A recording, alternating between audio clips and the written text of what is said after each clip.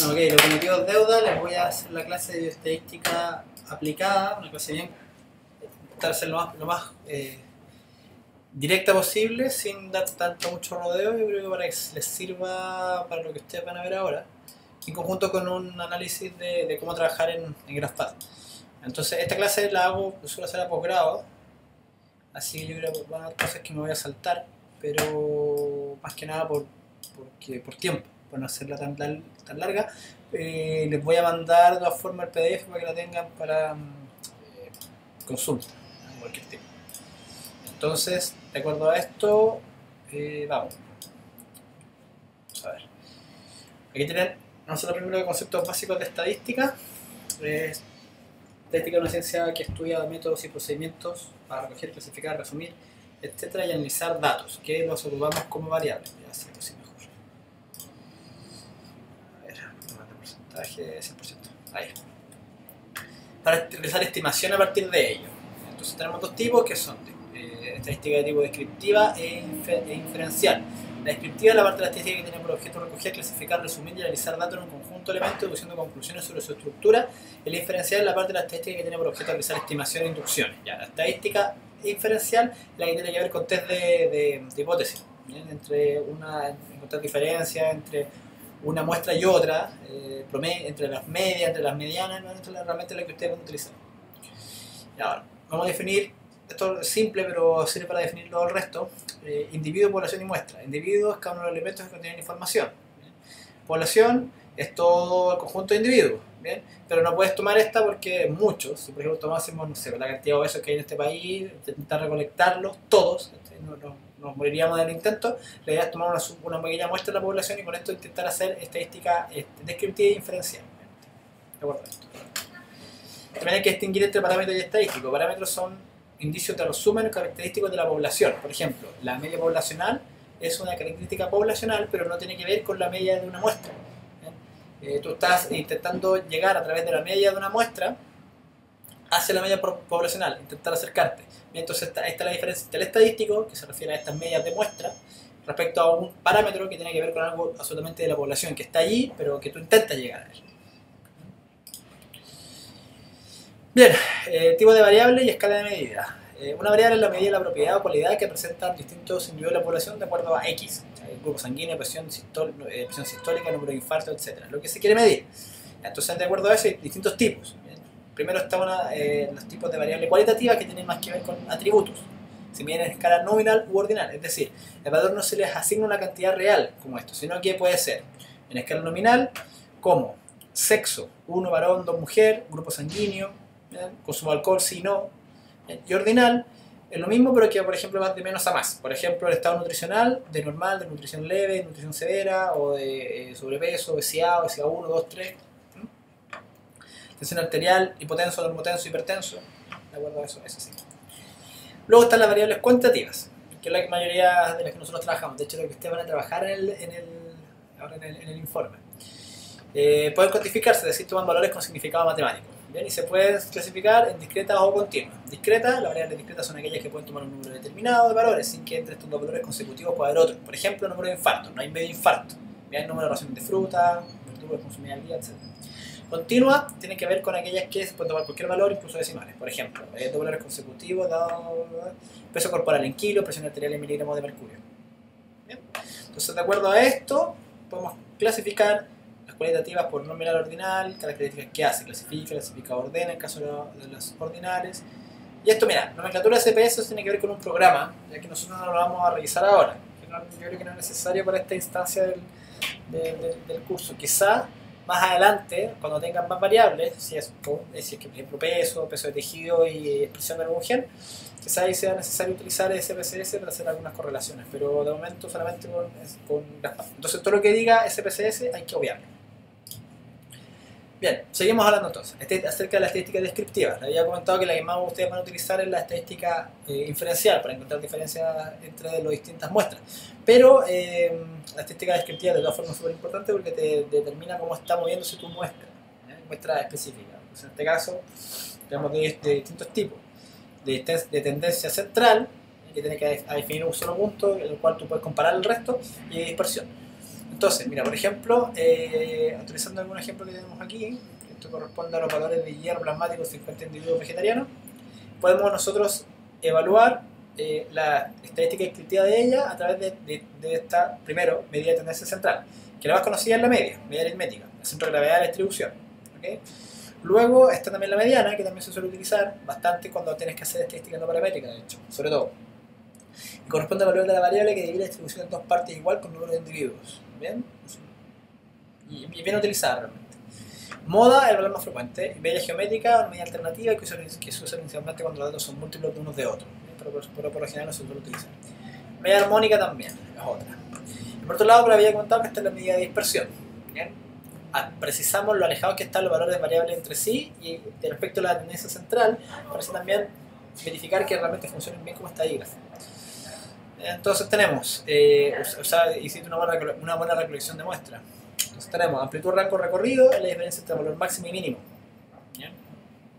Es poco fina por supuesto porque tiene muchos valores. Varianza es la medida aritmética de la desviación al cuadrado, que tenemos aquí. ¿Ya? Desviación típica es la más utilizada realmente, es la raíz cuadrada de la varianza, se toma siempre valor positivo y tiene las mismas unidades que la variable. La varianza, perdón. Eso.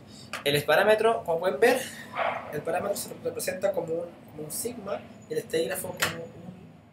Que usar. Ya, bueno, vuelvo. El parámetro se representa como sigma o como S. Perdón. Sigma es el parámetro, el estadístico como S o desviación estándar.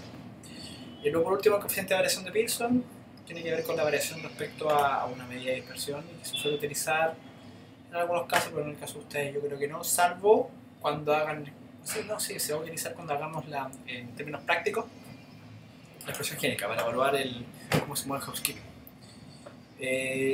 Otras existen también de posición relativa relacionadas con tendencia, con dispersión, perdón, los cuartiles, cuartil 1, cuartil 2, 3, 4, que suelen dividirse también la muestra entera, o percentiles, que es algo parecido al cuartil. 10%, 20, 30, 40, 50%. Ya, medidas de forma. Esto tiene bastante significancia respecto al tipo de estadística que usted va a utilizar. Hay unos coeficientes que se pueden calcular que se llaman coeficientes de asimetría o coeficientes de Kurtosis que tienen que ver con el tipo de distribución que existe. Esta es la distribución normal o gaussiana. Eso entonces se utiliza cuando la muestra tiene una tendencia de este tipo, que es la que se suele tener, se suele utilizar estadística paramétrica. Bien, claro, ahora si esta distribución cambia, o sea que cambia su simetría, en el sentido de que puede ser una simetría positiva o simetría negativa, o su kurtosis, es decir, más acusada, leptocúrtica, es decir, como una especie de gorro de bruja, o platicúrtica, como una especie de domo, funcionan de una forma diferente, por lo tanto tienen que ser descritas con estadísticos o estadígrafos distintos. ¿Ya? Entonces, si hay este tipo de situaciones, probablemente hay que utilizar estadísticas no paramétricas. Bien, entonces, por ejemplo, de acuerdo al ejercicio anterior, se puede calcular cómo está su distribución utilizando todos estos estadísticos descriptivos y de acuerdo a eso se puede saber si es que cómo vamos a utilizar, cómo vamos a analizar esta muestra, si es que la vamos a comparar con otra, la vamos a comparar con un estadístico de la población, etc. Otro caso súper importante a destacar en este sentido es que cuando uno saca una muestra de la población, no tienes por qué sacar todo, de todos los tipos, me refiero a valores bajos, medios y altos, sino que también por X, por azar, pues que haya sacado varios altos, uno bajo y uno medio, o simplemente por el hecho de haber intentado haber rescatado la muestra, por el instrumento que utilizaste para rescatar la muestra, sea la expresión génica, sea no sé, medir un pliegue para evaluar contenido graso, sea lo que sea, se haya tomado mal. Entonces la idea de eso es intentar identificar esos datos erróneos o atípicos y eliminarlos del sistema. Y eso se llaman outliers, ¿bien? Y de acuerdo a esto hay distintas formas de poder hacerlo. Aquí se describe una forma que tiene que ver con el número de veces que se encuentra disperso desde la tendencia central, es decir, desde la media, pero también hay algunos software, por ejemplo SPSS, que lo hace automático, pero que se basa en ese mismo principio. Cuando ustedes hagan análisis de expresiones, pues sobre todo vamos a meternos con los outliers y vamos a evaluar cuál de ellos son los que se requieren eliminar del análisis para poder continuar y hacer algo que no tenga que ver con un error experimental. ¿Bien? Lo que les comentaba, que automáticamente se puede hacer utilizando un test de un paquete estadístico que es, de hecho, el SPSS, te puede detectar outliers que se van del más de 3 veces desviado fuera de los cuartil 2 y 4. ¿Bien? Perdón, 2 y 3. Entonces, así es fácil detectar errores experimentales. Pero eso, como les comentaba, lo haremos. Luego están las variables cualitativas, aquí me veo poco, porque no las vamos a usar mucho. Por ejemplo, normal, desnutrición leve, desnutrición severa, y eso lo podemos meter como en una tabla o como en gráficos, como podemos ver aquí. Esa es la forma de representarlo. Aquí tenemos un resumen de todas estas variables y las formas en que se pueden describir en términos estadísticos. Ya les he comentado acerca de las distribuciones. Tenemos la distribución normal, esto es para ya establecer las bases de cómo vamos a hacer análisis diferencial, que es la que muchas variables se suelen mostrar, pero de todas formas existen diferencias de acuerdo al tipo de muestra que estamos sacando, la población de donde estamos sacando la muestra. Entonces, para eso hay que intentar detectarlo. Hay distintos tests para evaluar normalidad. Hemos utilizado este, Shapiro-Wilk, y el que vamos a utilizar nosotros. ¿Bien? Entonces, también hay algunas otras consideraciones que aquí les dejo, ¿bien?, para que ustedes las lean y puedan intentar aplicar en caso de nuestro tratamiento, el tratamiento que ustedes están realizando en el curso. A ver si es que también da para intentar explicar la normalidad de la muestra. Bien, si es que se acepta o no se acepta el hecho de que sea normal o no. Bien, vamos entonces a lo más interesante realmente de esto, que tiene que ver con la diferencia estadística. Bien, es decir, el proceso por el cual se llega a conclusiones respecto a una población con base a los resultados que se obtienen a partir de una o más muestras extraídas de esta. Bien, entonces de acuerdo a eso podemos hacer frente a la población, un valor, un estadístico que saco desde una muestra y lo comparo con el parámetro poblacional, o entre muestras, que es lo que ustedes van a hacer, de hecho. Bien, entonces, creo que esto no viene a lugar. No, esto no. Concepto de test de hipótesis, que es realmente lo que queremos llegar. Esto es mejor explicarlo con un ejemplo. Si lanzamos a leer una moneda equilibrada 10 veces, la lógica dice que deberíamos tener 5 caras y 5 cruces, salvo que estuviese trucado. No nos extrañaría de todas formas que por azar tuviésemos 6 o 7 caras.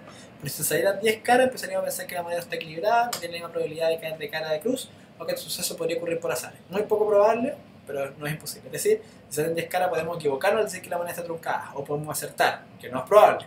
Entonces, de acuerdo a esto, en estadística no se trabaja con certeza, sino con márgenes de error tolerables. Volviendo al ejemplo de la moneda, diríamos que está truncada si la probabilidad de obtener 10 caras por azar en una moneda equilibrada es tan baja que es un suceso improbable. Y es más probable que realmente esté truncada, Al valor que marca la frontera entre lo probable y lo improbable se llama nivel de significación o error alfa. Se ha establecido que el máximo valor que puede tener esta es 0,05. Es decir, si la probabilidad de obtener por puro azar 10 caras al lanzar una moneda equilibrada 10 veces es inferior a 0,05, diremos que no puede ocurrir en una moneda equilibrada y concluiremos que está truncada. Entonces, esa es la gran base de todo esto. Esta es la determinante de este P0,05, P0,01, P0,001. Intentar establecer ese límite para poder decir que en este caso la moneda está o no está equilibrada, o en el caso de nuestro trabajo, en que exista o no diferencias en el peso, por ejemplo, de los animales al final del experimento y determine que tengan o no tengan obesidad. Entonces, de acuerdo a esto, tenemos distintos tipos de test, de hipótesis. Bien, la nula y la alternativa, como más semántico.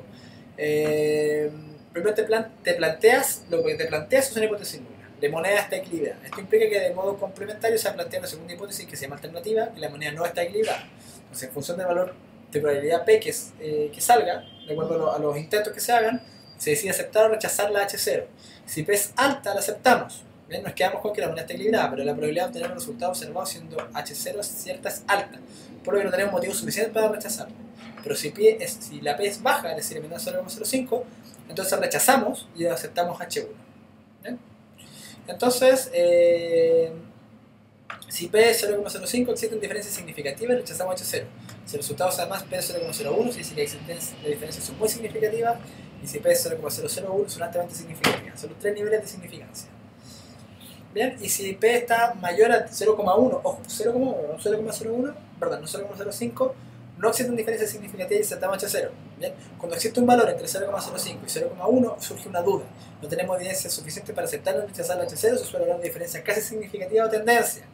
En este caso es mejor dar el valor exacto de la P y dejar que cada uno interprete el gusto. Yo en mi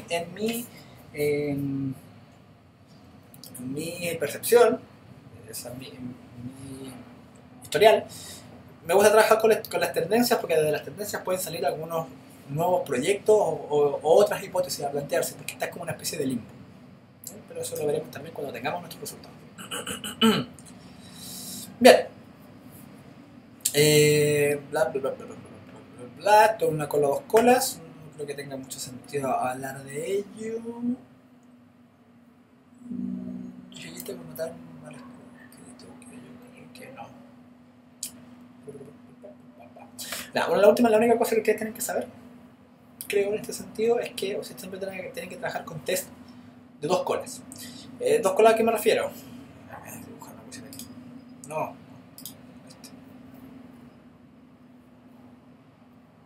Voy a dibujar algo rápido.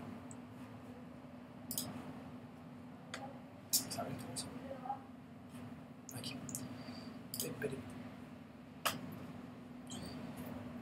Ya. Dos colas me refiero a esto. Por ejemplo, ustedes tienen un valor de peso corporal. Entonces, este valor de peso corporal se va a distribuir de esta forma. ¿Bien?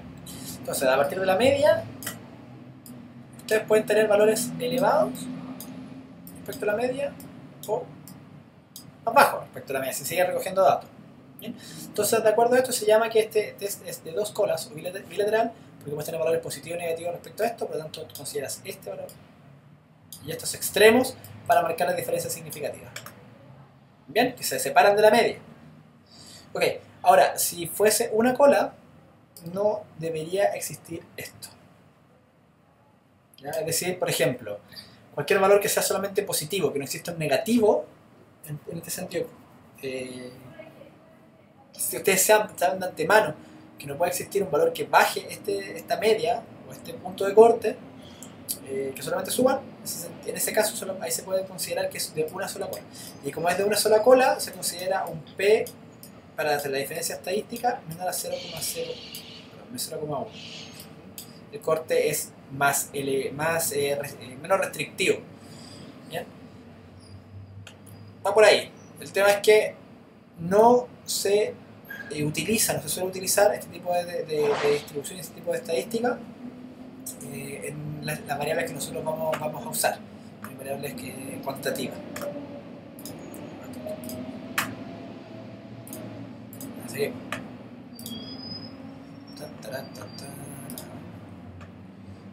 Comparación de dos medias muestrales. Bien, vamos a ver. Me falta algo. Test de hipótesis de una media. Se me había olvidado. Aquí empezamos con los test de hipótesis. Primero de una media. Esto tiene que ver frente al error poblacional. Perdón, frente al parámetro poblacional. Entonces, y esta es la muestra que se obtiene en este ejemplo, la media 102, pero tenemos el parámetro. Entonces, hay un test estadístico especial que se puede utilizar para establecer si es que realmente existe diferencia entre parámetros. Entonces, el SPSS, este programa que les comentaba, entrega esta diferencia significativa y aquí pueden ver que no hay diferencia, porque es un P mayor a 0,05, por lo tanto no se acepta no se rechaza la hipótesis nula, por lo tanto no hay diferencias entre lo que dio la muestra y el parámetro poblacional. Ahora, comparación de dos medias muestrales, que es parecido a lo que nosotros vamos a hacer. Bien, aquí anteriormente se comparaba con tu parámetro poblacional. Bien, ahora lo que vamos a hacer en el trabajo es comparar entre distintas muestras, ¿bien? Entre control, obeso, etc. Bien, entonces las hipótesis que se plantean en este aspecto es que estas dos variables, las dos medias, sean 0 o que sean distintas. Entonces, de acuerdo a esto, se pueden hacer distintos análisis. Primero, que si tus muestras son dependientes. no están relacionadas, es decir, utilizas el mismo sujeto, por ejemplo, mides una variable de un sujeto antes de un tratamiento y luego después, ¿bien? O el mismo sujeto a distintas concentraciones de algo, ¿bien? Ahí se pueden utilizar este tipo de ensayos, como lo que podemos ver aquí. Y esta es la forma de representarlo, valor inicial, valor final. Y cuando son independientes, planteamos la misma hipótesis que hayamos hablado antes, pero de acuerdo a esto se tiene que utilizar otro tipo de análisis.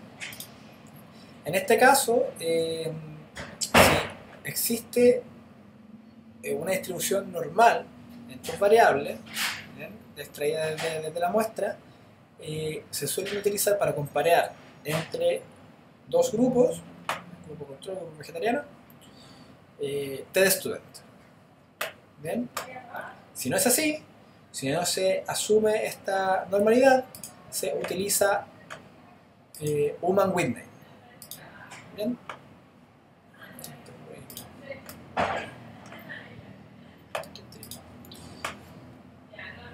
Bien. Ahí hemos visto acá una o dos muestras. Acá está. La de Wilcox para rangos.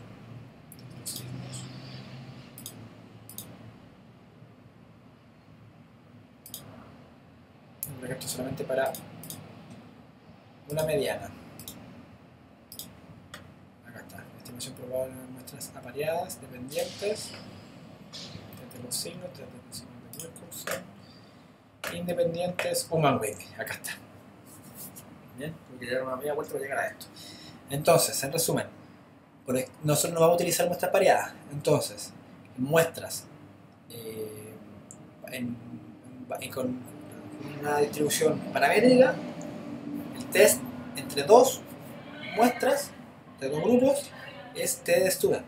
Si es no paramétrica la distribución, es Ullmann-Whitney. Aquí está, bueno, está escrito todo lo que le acabo de comentar. Si son más de dos muestras, más de dos grupos. Y esto es lo que ustedes van a utilizar. ¿Bien? Se hace una nova. ¿Ok? Entonces, aquí lo que realmente te hace la nova es evaluar si existe alguna diferencia de una de las medias respecto a las demás. ¿Bien? Entonces, H0 son todas iguales y H1 algunas diferentes. Eso es lo que te detecta. ¿Bien? Ahora, ANOVA se utiliza cuando tienes distribución normal. ¿Bien? Solamente cuando tienes distribución normal. Cuando no tienes distribución normal se utiliza otro test. Bien. Entonces, como le había comentado, no solamente detecta si es que tienes diferencias entre alguna media, no te dice cuál. Lo que tienes que hacer luego es hacer un test de post-hoc o comparaciones múltiples. Que lleva una gran diversidad de esto. Y esto lo expone directamente el programa, o sea, ni siquiera ustedes tienen que indagar mucho en él. Y sugiere algunos. Hay algunos de estos se llaman diferencia mínima significativa o LSD, Bonferroni, Duncan, Student de Monco's, 2K, B2K, Dunet, etc. Yo creo que vamos a estar utilizando nosotros entre 2K y Student de Monco's. Ok, pero eso lo seteamos en el programa. Ya aquí les digo por qué, cuál es la diferencia entre el mapa principal entre una de ellas y algunas cosas que hay que considerar. Pero yo les digo que los que más utilizados son 2K, Bonferroni y SNK. Bien, esto es lo que otorga el programa CPCS, pero algo parecido a lo que ustedes obtendrían en el GraphPad. Bien. A nuevos criterios, eso ustedes no lo van a ver. Aparte, esto lo había dejado aparte. ¿Cómo calcular el tamaño de la muestra? Bueno, yo calculé el tamaño de la muestra para este ensayo con estas tablas de aquí, con estas fórmulas. Si ustedes quieren, pueden revisarlo. Y esto yo creo que es importante que lo conozcan y les puede salvar la vida en varias situaciones donde requieran saber qué estadístico van a utilizar. Es una especie de mapa de hoja de ruta, de acuerdo a los datos que yo tengo, que test aplicar. Si tengo un dato cualitativo ordinal o cualitativo, de proceso cuantitativo, de acuerdo al tipo de preguntas, si hay asociación de diferencia, Establezco, por ejemplo, si hay diferencia, entre qué diferencia, varianzas mediana-mediana, si son medianas, media o mediana, qué tipo de muestra tengo, si son relacionadas independientes solamente una, si es independiente, si tengo uno, dos o tres grupos, si por ejemplo si es un grupo, hago T-Student o Wilcoxon frente a algo poblacional, si son dos grupos, T-Student o las variables, las variantes no paramétricas como Van Whitney, le había comentado, u otras, de acuerdo a otros parámetros. Y si son más de 3, llegamos al factorial, que es lo que ustedes van a hacer, que era ANOVA de un criterio, seguido por un post-op. Y si es no paramétrico, busca el Wallis, que es el análogo a la ANOVA, seguido también por un post-op. Que también aquello otro que se llama DOMS, que está incluido dentro del grado. ¿Ok? Entonces, esta es una hoja de ruta que yo creo que les puede servir. Bien, esa es la clase, bien cortita, nada, o sea, súper rápido. Si tienen alguna duda me dicen, pero yo les voy a compartir esta cosa. Este PDF, wow, que me da otro correo. Vamos a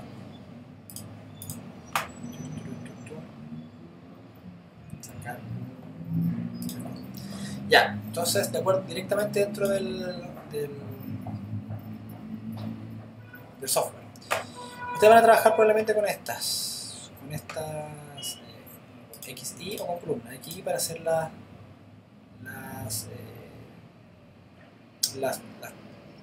gráficos en el tiempo, y columnas para hacer los gráficos de punto final. Vamos a hacer primero el XY. Ustedes aquí tienen que agregar el número de replicados que van a tener por cada condición. Si van a tener 3 ratones, van a poner 3 ratones aquí. Crearlo así directamente. Cuando lo crean, se abre esto de esta forma. Entonces, por ejemplo, tienen día 0, 1, 2, 3 y tienen un grupo aquí.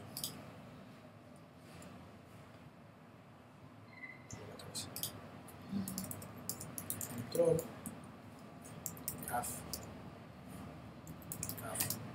calafate. Entonces acá voy completo con los datos.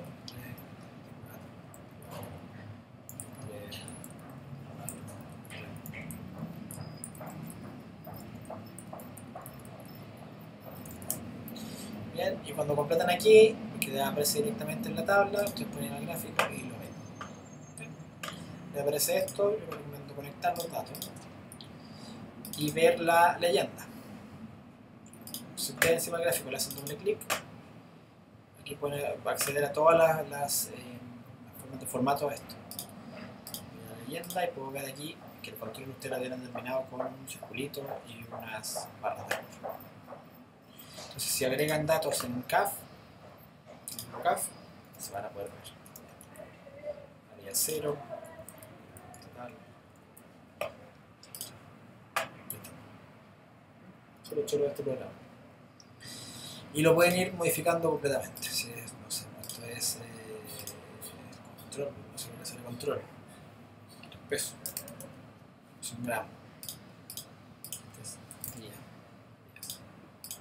Tiempo en días. Sí. Aquí, cuando ustedes cambien el título de esto, se les cambia todo. Ahora, probablemente ustedes tengan que hacer dos tipos de tablas. Acá, tienen que ser un gráficos de peso y gráficos de ganancia. Entonces, ya cuando tengan listo lo de peso, se han metido en, no sé, a arreglar los colores que quieran.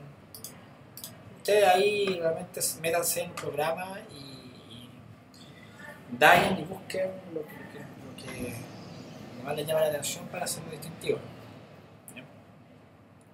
No sé, por cambiarle el tipo de forma que tienen acá.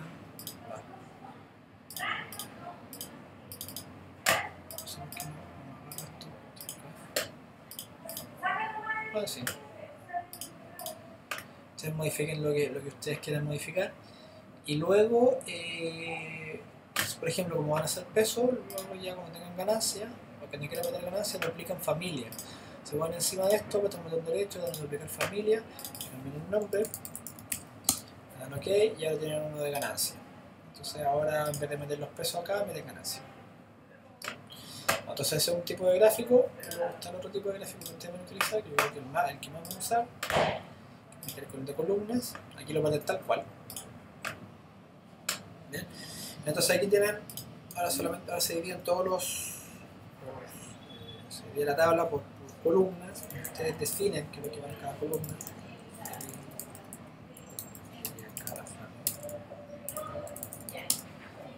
Y aquí ponen los datos de peso final. 23, 24, 25. Cafetería muy gordos, 34, 36, 38, etc. Y estos son intermedios. 28. Bien, entonces vamos a los datos. Ustedes ya saben que va a hacer esto. Aquí le pueden cambiar los colores ustedes como quieran. Lo que ustedes quieran hacer.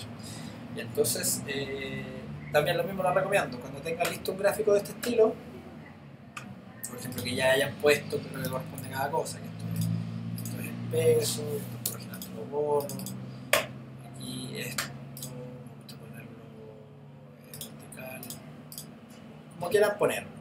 Bien. Esto es el peso.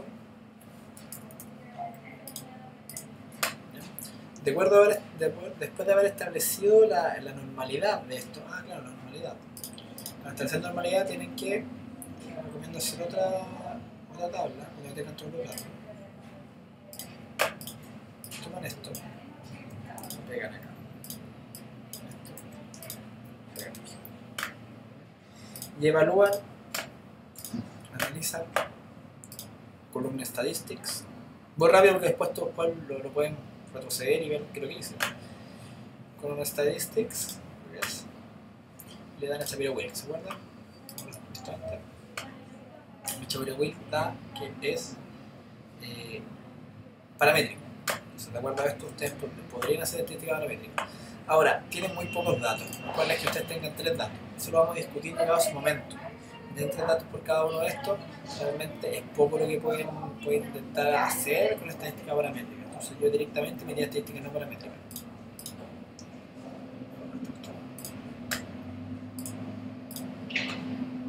¿What? Se me cerró esto. No me gustó lo que hice. Ahí está. Ya, está hecho entonces. Bien, entonces cuando ya tengan hecho les gusta el gráfico, les gustó cómo quedó, bla bla bla, de bonito, hagan también el análisis. En analizar, o en Guayanova, vamos a suponer que vamos a hacer Use Null Parametric Test. Bien, lo dejan tal cual porque no están pareados. A comparaciones múltiples le dan a todos contra todos. Compare the new rank of each column with the new rank of every other column, es decir, todos contra todos. Y les va a hacer por defecto duros. ¿Okay?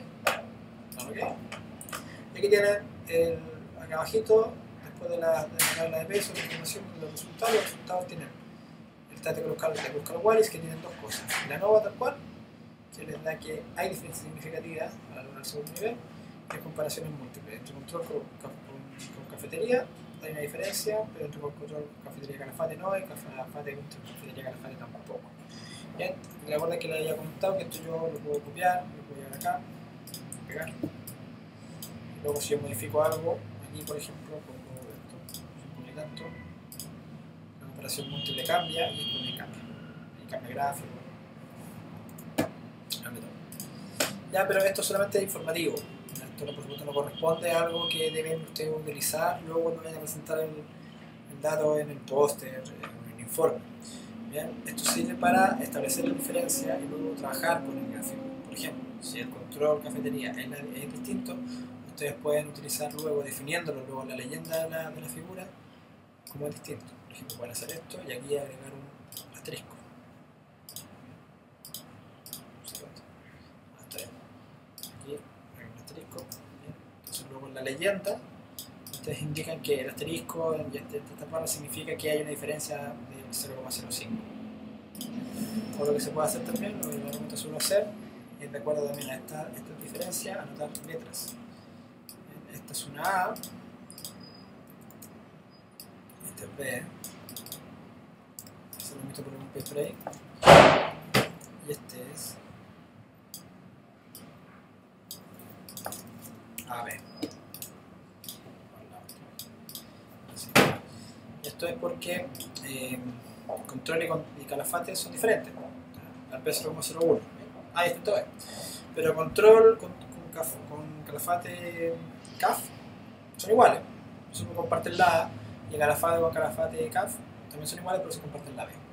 Bien, la diferencia entre letras es de al menos 0,05. No pueden marcar niveles, 0,01, 0,001, pero por lo menos van marcando esta tendencia y es súper explicativo para encontrar la diferencia al tiro viendo la gráfica. Y esto por supuesto tiene que estar bien explicado en la leyenda de la figura. Bien, bien, entonces ya cuando lo tengan listo, pueden haber visto esto, etcétera, ustedes crean otra, duplican familia. Ya, entonces aquí en vez de tener peso tienen ganancia final. Bien, luego crean otro, ven los datos, luego crean otro, a partir de cualquiera. Y aquí tienen peso, EPI, grasa, EPI divimal. Entonces aquí tienen todo el gráfico actualizado. Luego lo recomiendo hacer un layout, que tengan todo visto. Es decir, se marcan aquí, le aparece todo por defecto. Y escogen la red que ustedes quieren poner. Y aquí van llevando gráficos hacia el layout. Esto es bueno porque luego, por ejemplo, ustedes lo pueden asignar acá. Aquí van a asignar letra A, B,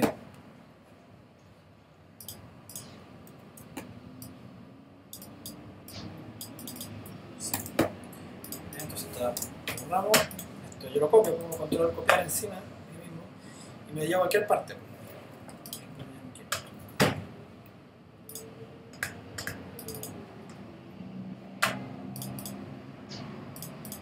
Si lo copié, lo pego. Ya lo tengo ya. Entonces pueden copiar eso, o pueden copiar esto solo, otro copiar, lo pegan, solo. Ya, entonces realmente eso va a depender de cómo vayan generándose los datos. Y sé que realmente hay que poner ABC, estos tres juntos o otros juntos, no sé. Eso va a depender de esto. Ya, pues eso es todo. Eso es todo lo que les quería comentar. No tiene más misterio que esto. Entonces, hagan lo que les acabo de decir. Metan los datos en el gráfico de aquí, de peso y ganancia, de ingesta también, de bebida y comida, y luego metan todos los datos finales que tienen hasta el momento de esta forma. Y me lo presentan el lunes. Creo que eso era el acuerdo. El lunes por la tarde. Ok, bueno, cualquier duda que tengan me avisan. Bien, chao.